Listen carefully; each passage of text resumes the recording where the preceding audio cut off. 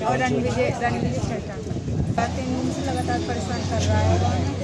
और कल उन्होंने हाथ पकड़ा और मैंने हाथ छुड़ाने की कोशिश चाटा मारा और चमारी ऐसी वर्ड बहुत गंदे वर्ड यूज़ करे उसने। जा पाएंगे कोई सारे मोहल्ले को है। अब तो उसके ऊपर डिपेंड करता है, जो उसे पुलिस कार्रवाई करती है तो तभी तो जाएंगे हम। पुलिस उसे पकड़ती है, उसे वो पकड़ना चाहिए उसे जरूर। 3 दिन से कुछ लड़के गुजर समाज के हैं, उनके साथ छेड़छाड़ कर रहे थे।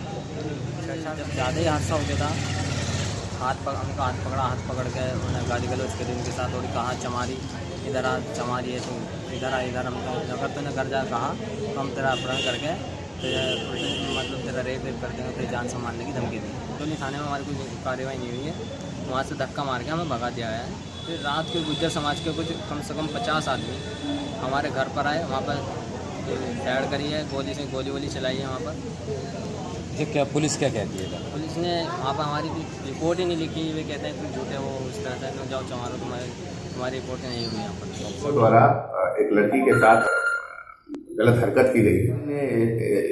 इस सूचना को वहाँ पे जाके जांच किया तो पाया कि एक लड़का एक लड़की जा रहे थे और लड़की के पिता ने उसको देख लिया जाते समय। इसके बाद उसने अपनी लड़की को डांटा फटकारा।